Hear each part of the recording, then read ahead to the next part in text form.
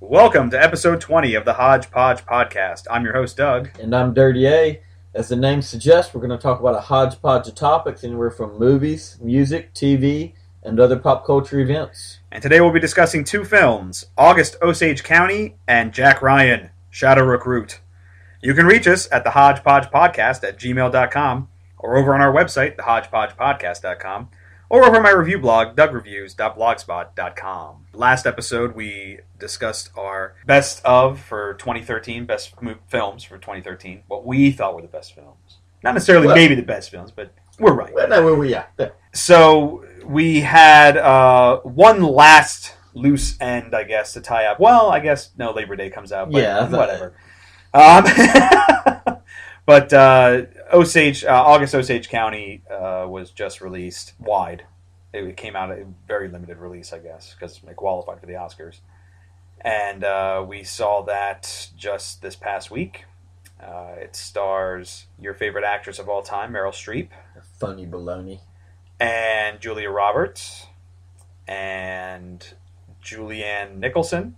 And Juliette Lewis. Get the J's out of the way. So it's Meryl Streep and the three Julies. And this movie is based on a play by Tracy Letts. Oh, yeah, the director as well. Sorry. Right. Yeah, John Wells is the director of the movie. But it's based on a play by Tracy Letts. Who also wrote the screenplay. Yeah, who also wrote the screenplay. And until I looked it up after the fact, after we'd seen the movie, I thought Tracy Letts was a woman. Call me sexist, because surely this man has some estrogen pumping through his body. Because when you look at the film and you see, the power. I mean, it's a powerhouse cast, and when you look at it and see it, and you see what all the conflict is, and it's mainly about the women in this family. You would think that a woman wrote it, but no, it's a dude. He wrote it, and he also wrote the play Killer Joe, which the movie with Matthew McConaughey was based on, and he also wrote Bug, which was a movie with Ashley Judd. Yeah. I actually thought Bug was pretty darn creepy. Yeah. Killer Joe I was looking forward to when it came out, and it let me down. Right. And this guy also is an actor, and he apparently was on Homeland this last season. Yep. He played the new, who will become the new director of the FBI. Right. Or CIA. The CIA? Yep. FBI? FBI? I thought she was CIA. Oh, yeah. Maybe I don't watch Homeland, it's CIA. so whatever. Whatever. I already saw 8 seasons of 24. Movie still pending. Yeah, movie pending. Season 9 coming in May. So the film August, Osage County refers to this county in Oklahoma where this family lives, and it follows this family, the Weston family, after a family tragedy. They all get together after something bad happens.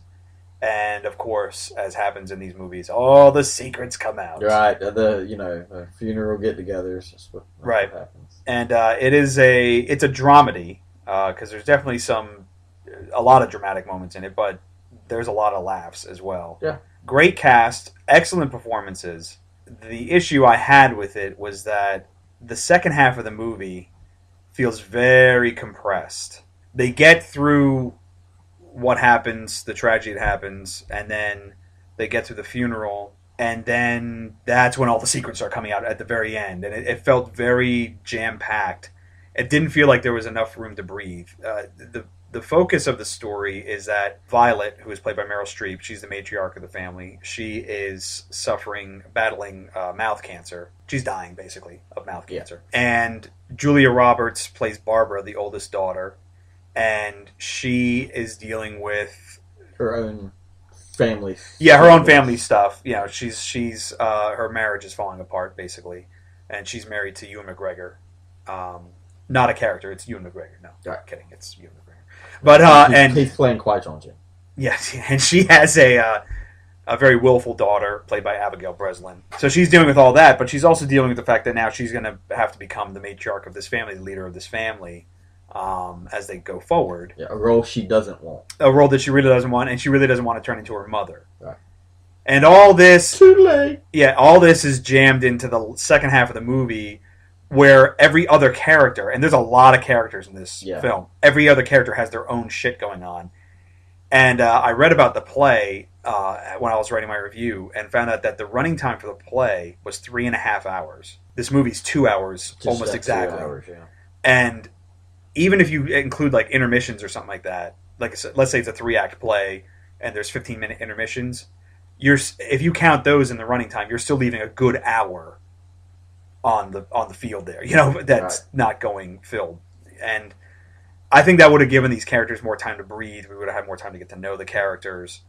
Which is kind of odd these days because Hollywood's not afraid to make long movies. Right. I mean, so it's kind of odd. I didn't actually get that feel in the movie that I was missing time. For me, it maybe that was the reason, but at the time I didn't feel that. Right. I just did not feel connected with this movie. It didn't connect with me. I look over, I see people tearing up inside. There was some lady like a couple rows up from us who was crying like crazy after we left. The movie's over, she's still crying up there. Right. And I'm not ashamed or afraid to cry in the movie. Right. Just this one, I was just like, I didn't feel it. I was like, all right, whatever. Right.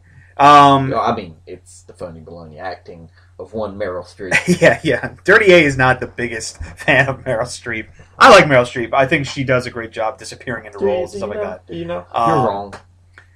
However, the Oscar nominations came out just this past week, and I don't understand how Julia Roberts is the supporting actress when she's the main fucking character in this movie. She's more the main character than Meryl Streep is in this movie. This is more of a focus on her than it is Streep or any other character. It's ridiculous. That's a sham. I mean that's a huge sham. I mean they should have just swapped them. Meryl Streep should have been the supporting actress. But Meryl Streep can't be supporting because she's everybody else does a good job in this. Julianne Nicholson, you might remember her. Was she on Law and Order? She was on one of the Law and Orders. She was. Oh, the one with D'Onofrio. She was on the one with D'Onofrio after. It's Criminal Intent. She teamed with Chris Noth when they split it, and they did every other week basically. So she teamed with Chris Noth. She plays Ivy, the middle sister in the family, and she is the one who stayed with the family, with the mother and the father, and stayed. And now she wants to get away. She's seeing a man who she definitely should not be seeing. That's all we'll say about that. And she wants to run away with this guy. It's questionable at first. Yeah. And then Juliette Lewis plays the youngest daughter, Karen, who is like a free spirit and has totally deluded. She's Juliette Lewis. Yeah, she is. She's totally deluded herself into, and she's dating this sleazebag guy played by Dermot Mulroney, and he's a sleazebag. Margot Martindale from that show, what's it called? The Millers, I guess, on CBS now. Sure. That's the show with Will Arnett. She plays Violet's sister, and she's married to Chris Cooper's character, and their son is Benedict Cumberbatch, who is in every fucking movie over the past couple years. He is. And TV. And he is a constant source of disappointment for her, and that's their drama going on. So everybody's got their own little thing going on. Everybody does really well in this movie. Great performances.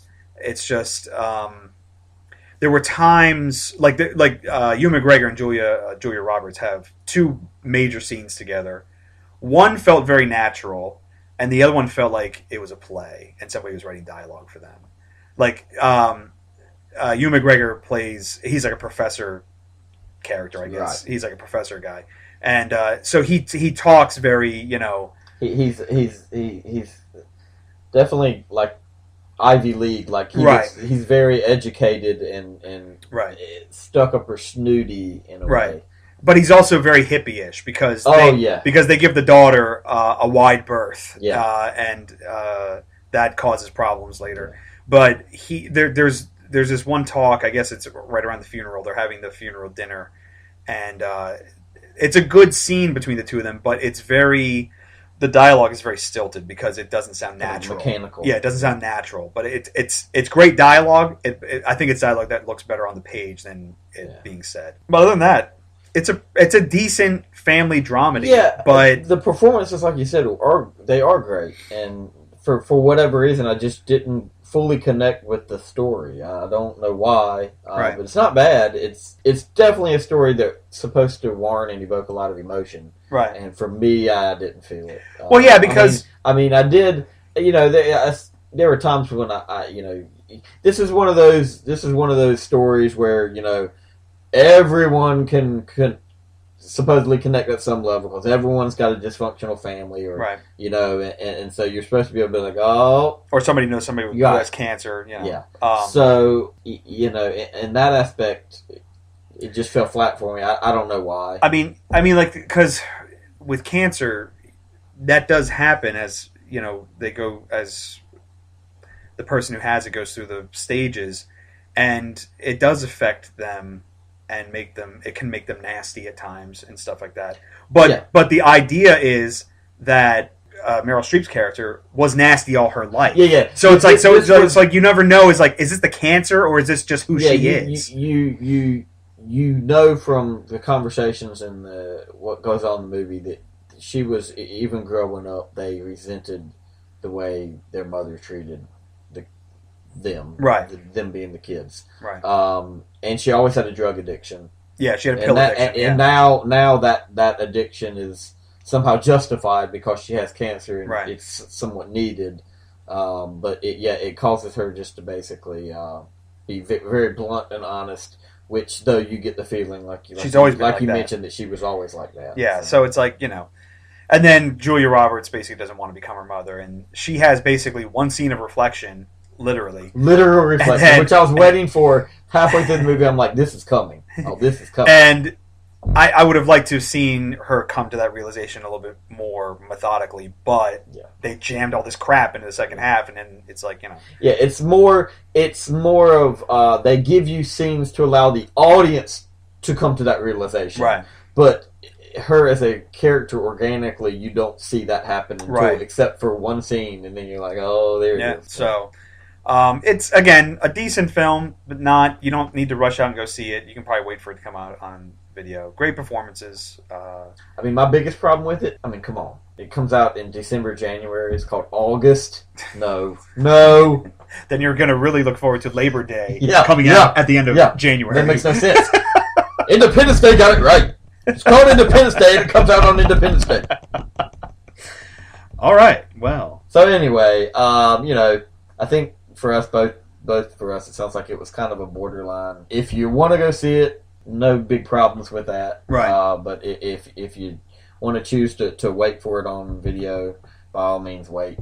It's not anything earth-shattering here. No, it really isn't. So we also saw, and actually just got out of, the new Jack Ryan film, Shadow Recruit. And we know it's a Jack Ryan film because it's right there in the title, Jack Ryan, Shadow Recruit. They're not mincing anything here. It's right there in the title. Jack Ryan, for those of you who are movie fans and book fans, know that he is basically the main character of Tom Clancy's, the majority of his novels. Yeah. And what has been played in the past by Alec Baldwin in Hunt for Red October, Harrison Ford in Patriot Games and Clear and Present Danger, and Batfleck in The Sum of All Fears, which came out in 2002. Yeah, so it's the last one. It's been solid 12 years since Jack Ryan has been on the big screen. Yeah. And basically what they're trying to do is Tom Clancy just died last year, and this movie was supposed to come out on Christmas, but Paramount moved it because Wolf of Wall Street took too long to finish, and they wanted that to come out in time for Christmas. Because guess what? Spoiler alert: Jack Ryan was never going to win any Oscars or get nominated for any Oscars. So.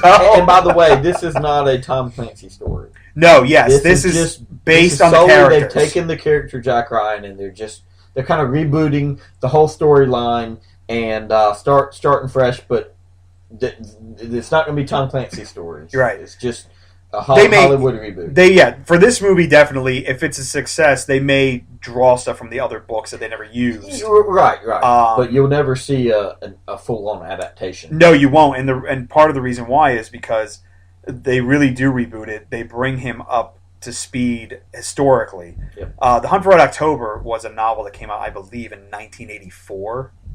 And the movie came out in the early 90s. Right on 90 or 90, 89 or 90, something like that. That was still dealing with like Cold War and Soviet Russia and all that stuff. Now, they've kept a lot of Jack Ryan's background, but they basically have just moved him forward in time. Yeah, the time frame now is post 9/11. Post 9/11, which is kind of what they did with Some of Our Fears too. Yeah, I mean, it's kind of the same deal there. They're using the modern times, but plopping the young Jack Ryan into that scenario. And basically, 9/11 is the catalyst for him to get involved in the military. Story. The military. Yeah, so he's a student. He's a student in London when 9/11 happens. And that prompts him to join the Marines. Right. At which point he gets injured. Right. Which was all in the books. This is not a spoiler if you know Jack character. Ryan, right. At which point he's recruited by the CIA to become an analyst. Become an analyst based on some papers that he's written. Right. And Kevin Costner plays his handler. Yeah. And very well, actually. Costner was really good. And Chris Pine, I don't even know if we mentioned, Chris Pine is Jack Ryan. That's the new Jack Ryan, yeah. Both of them do really well, I thought. I personally liked Chris Pine better as Jack Ryan than I do as Captain Kirk in Star Trek. He reminds me a lot of Matt Damon. And as I was watching the movie, I was like, I could totally see Matt Damon. Because he did the Bourne thing. He did the whole Bourne thing. But I could have totally seen Matt Damon if he was a little bit younger. They could have got Matt Damon to play Jack Ryan. Doing the same thing. Sure. And it would have worked just as well. Because, probably better because Matt Damon's a better actor. Yeah. But that's what I was gonna get at. I was like, how does he remind you? Because it's not. He has kind of the same. He's the features. He has kind of the same mannerisms, stuff like that. Yeah, as far as acting goes, and I'm not necessarily knocking Chris Pine. Right. But he's no Matt Damon as far as. He's not going to give it to Michael Douglas in the butt. No, right. So, Candelabra Jam. Liberace Jam. Yeah, Liberace Jam. They kind of tie some stuff together, and Keira Knightley plays Kathy. My wife. Right. Keira. Right, you're right. Your wife, Keira Knightley. I'm sure her real life husband would be happy to know about that. Yeah. She plays that marriage is a sham because she's already married to me. Ergo, she's not actually married. Right. So anyway, Keira Knightley plays Kathy, who will become Kathy Ryan, Jack Ryan's wife later. If he plays his cards right. Yeah. If you fingers crossed, it's called predestination. Right. And she's been played in the past by I think Gates McFadden from Star Trek Next Generation played her in the first one in Hunt for Red October. And then it was Annette. No, wait. No. It was what the hell's her name? Dirty A's gonna look it up. I'm gonna have to look that up. And it was Bridget Moynihan in Some of All Fears. Bridget Moynihan, but in like Patriot Games and Clear and Present Danger, it was. I'm getting. He's there. Getting it. Wait, I'm getting. I always forget her name. Ann Archer. Ann Archer played her. Who can forget Ann Archer? In the two Harrison Ford films. And so now Keira Knightley is Kathy. If you've seen the trailers, you see that she gets involved in the mission that Jack's on, and we don't need to get too convoluted in the plot here. It's because standard espionage type of movie, right? And like basically what happens is Jack Ryan he's like a forensics guy, almost like an economics forensics kind guy. Of financial forensics. He's able to see patterns of finances and other, not just finance, economics. You're right. To determine where things are happening, what's going to happen. Right, if they're funneling money to terror organizations. So it's very timely. They plant him in Wall Street to kind of the CIA to kind of do this analysis for him, and then he gets a major job. And the villain here is played by Kenneth Branagh, who also directed the movie. He also directed it. He's great. I mean, he's Kenneth Branagh. I mean, he's best known for more stage work. Right. Shakespeare type of stuff, but he also directed Thor. The first Thor a few years ago there. But he's fine in this movie. He's Russian. Yeah, plays a Russian. The enemies here are again the Russians. Right.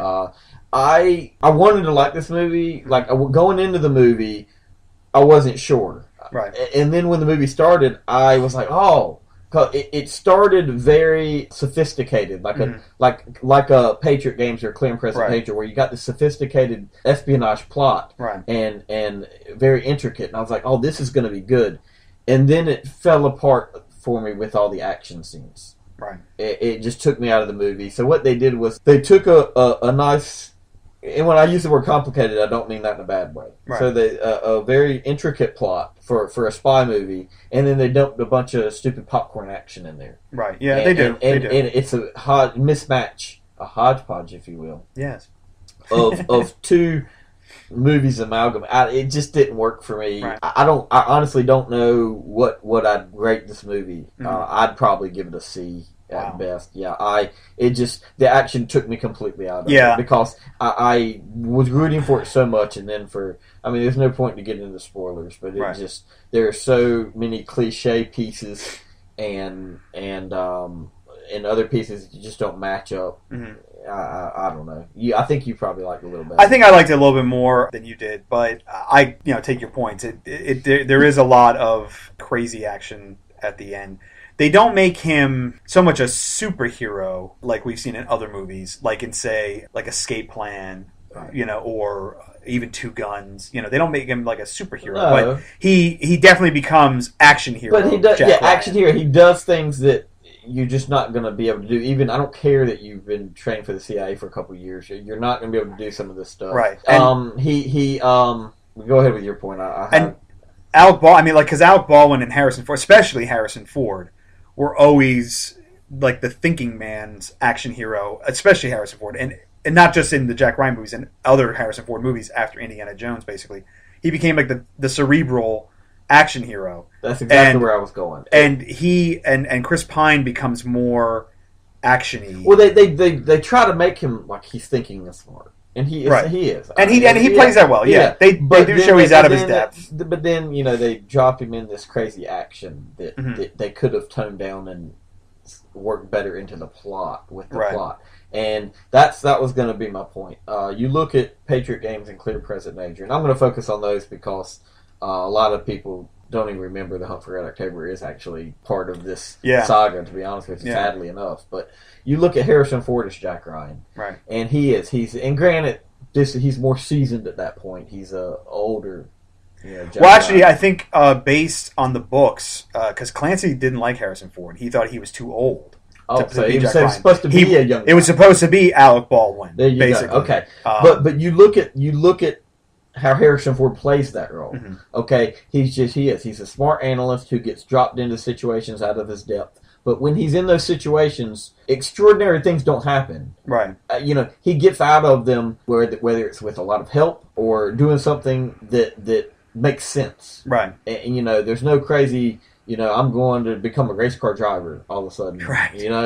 And it just those movies worked so much better with me, and that's how this one started out. And then it just slowly turned in the wrong direction for me. Right.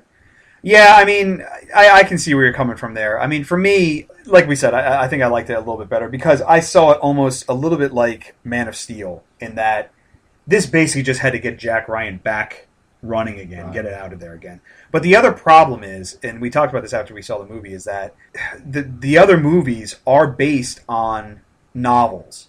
So the plots are going to be more complicated. This one was written strictly for the screen, and they're gonna dumb it down because that's what Hollywood does for the most part. They dumb this shit down. But they could have easily dumbed down those other ones. They could have. They could have. But the thing is with that is that Clancy was probably involved but also Clancy was involved. But also Clancy. Back in the '90s, his books were huge. They were. They were blockbusters. They flew off the shelves. Yeah, like it was like Clancy, Grisham, and Stephen King. They all flew off the shelves, and now it's not as much when he passed away last year. But his books still do well when they come out. But I think they kind of come out and then they kind of disappear. And then also the story with Jack Ryan has gotten so convoluted over the years. He became like the president and shit like that in the books. So and then plus also with those movies you had Harrison Ford, who's not going to come in and at that time in his career wasn't going to come in and do a piece of shit. Sure. So. But that's my point to that we discussed those. But see, that's the thing is that they had a template for how to do this movie. Right. They had the templates there. All they had to do was follow them. And to me, they did what Hollywood does 9 out of 10 times here. And it would have worked better for me had it all been had they sillied up the plot a little bit, right? And then it had the action. I would have enjoyed it more, right? You put, yeah. It just I don't know. The problem is, I could see a dumber plot doing this, and then just hell, fuck it, throw Nicolas Cage in there. Overact it. But I thought it was a good reintroduction to Jack Ryan. I think they did a decent job showing that he was just an analyst and he wasn't over his head, and but you are right. I mean, he does become this super action hero that Harrison Ford never really became in his movies, and even Alec Baldwin in Hunt for Red October. Ben Affleck, he did a little bit more. I think he did a little bit more, but even with Some of All Fears, they were tinkering with other stuff too, because then they brought in Liev Schreiber, who played the Willem Dafoe role from Clear Presentation. Right. He was John Clark, and and I'm hoping that we get to see John Clark eventually, because he was a cool character. Yeah, he's a great character. But basically, I think it was going to relaunch. It's just like other things that bothered me about it was just like the girl had to get involved. Not that I'm saying that she shouldn't, but it was kind of contrived how she got involved, and and then once she was involved, it got silly for me a little bit, and I don't know. I mean, this is a spoiler alert, I guess, but it's not really a spoiler. Whatever. The biggest thing that I wanted out of this movie, and they didn't do it, which is good. Yeah. When I was watching the trailer, every time we saw it, I always turned to you and said, "I sure hope they don't make Kevin Costner like the secret villain of this movie." Yeah. And he's not. Yeah, and I'm like, thank God, thank God, he makes it all the way through that he's just his boss. He's simply saying, now, who knows in the sequel? That's still set up, or he could. No, but yeah, he's simply a CIA handler who's recruited Ryan and is kind of guiding him through he's a mentor, his first mission, and he really good. He doesn't oversell it. Right. He plays a very believable character here. Mm-hmm. Keira Knightley, her American accent's pretty good. She didn't sound too British. And her British face is pretty good too.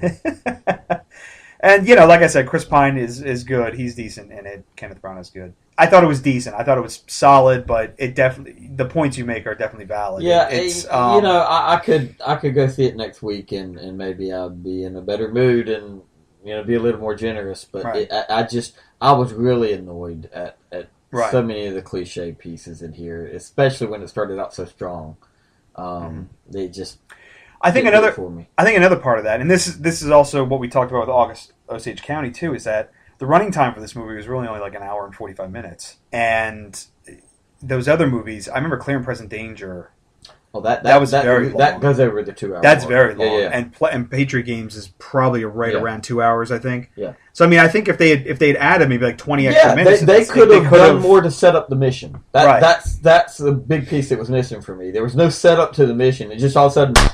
There was really no. I mean, I may have missed it.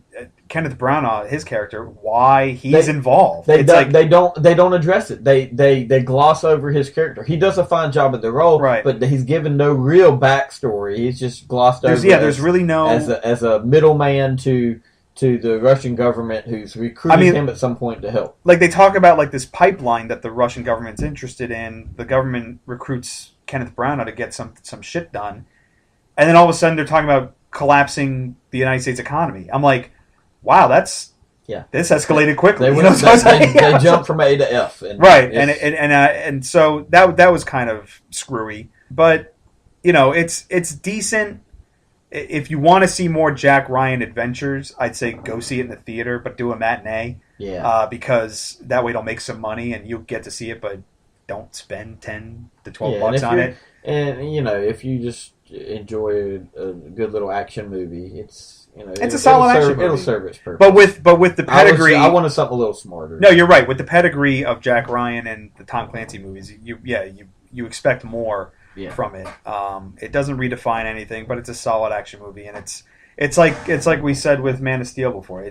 Or what Matt King said about when he guessed it. He talked about Man of Steel. And he said it got Superman back on the screen. Great, whatever. It's like now let's see where they go from here. Let's see where they go with Jack Ryan from here. Yeah. Hopefully they'll pull some stuff from other books and use it, but who knows? I mean, because I'm sure they will, and I hope I'm wrong, but my guess is they'll still stick with the popcorn route, though. Probably the dumbed down, watered down version, if you will. If this makes money, I mean that's the other thing too. Because I think on Friday it was. Oh, was it? It was not doing. No, it wasn't opening. It didn't open as well as they thought it was going to. That movie with Kevin Hart and Ice Cube. Oh, Ride Along.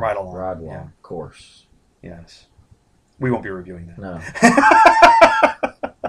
You won't be reviewing it. I've already seen it 3 times. We're a little more discerning. That's basically it. The short one this time. Yeah, I 2 mean, films. not a whole bunch to really. The first one, don't want to give away a whole lot of spoilers. Yeah. The second one is, there's not a whole bunch to give away. It is what it is. It's an espionage movie. I mean, we could tell you the whole movie, but what's the point? What's the point in that? Yeah. We got stuff to do. Thanks for joining us. Yeah. Our next episode, we don't know yet. We have a couple movies we're going to go see, but odds are pretty good we're probably not going to talk about them on the podcast. Or Frankenstein? What? Or maybe we'll throw out a shout out saying, "Don't go see it." We had someone mention through you, I think, earlier that our Hodgepodge podcast is focused a lot on movies lately. Yes, that's true. So next week we might do mix it up a little bit. Do something a little different. So stay tuned and thanks for listening. Appreciate it.